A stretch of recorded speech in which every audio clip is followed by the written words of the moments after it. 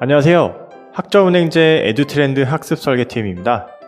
오늘 저희 학습 설계팀에서는 전기기사, 전기산업기사 응시 자격 요건, 학점은행제로 갖추기 알아보고자 합니다. 응시 자격 요건이 되지 않아서 시험 응시 포기하신 분들 많으실 텐데요.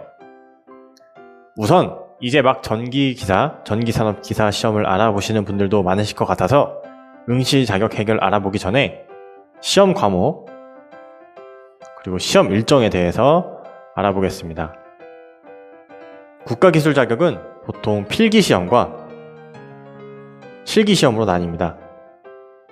전기산업기사 필기 과목은 모두 5과목인데요. 전기자기학, 전력공학, 전기기기, 회로이론, 전기설비 기준 및 관리 5가지로 치러집니다.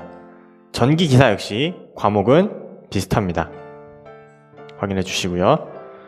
관련 전공자들은 어색하지 않은 과목들이지만 비전공자들이나 고졸자들 같은 경우는 이런 공학 과목이 좀 어색할 수 있습니다. 하지만 객관식 사지선다형 문제이기 때문에 필기 시험을 통과하는 건 그리 어렵지 않을 것입니다.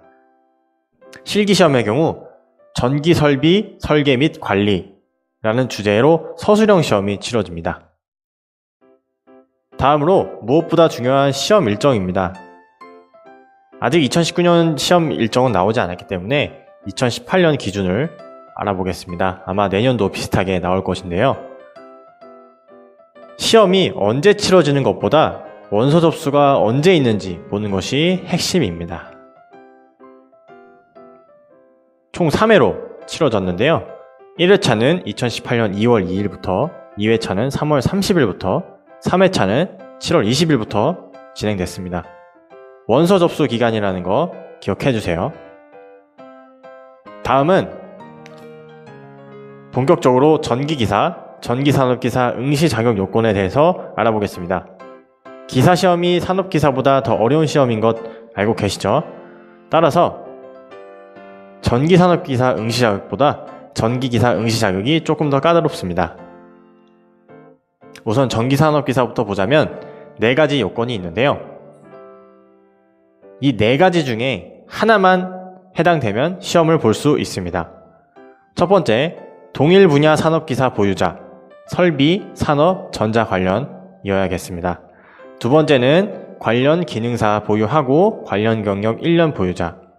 세 번째는 관련 학과 전문대 졸업 예정자. 마지막으로 순수 경력 2년 이상이어야 합니다. 전기기사 응시 자격은 조금 더 까다롭습니다. 아래 글 참조해 주시면 되겠습니다.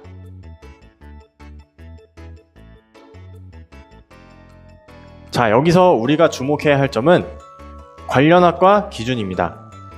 어디 제대로 나와 있지도 않고 사실 가장 애매한 기준인데요.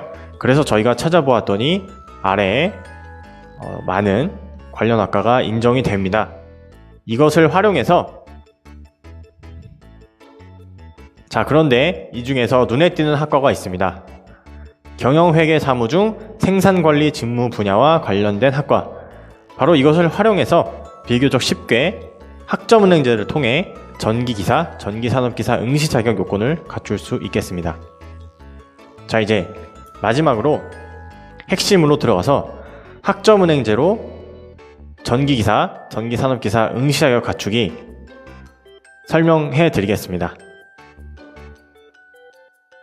학생들이 학점은행제를 찾는 이유는 관련 직무 경험이 없고 관련 학과 학생이 아니기 때문입니다. 이런 학생들의 경우 학점은행제에 관련 학과로 입학하면 됩니다. 앞서 언급했던 경영회계 사무 중 생산관리 직무 분야로 입학하면 되는데요.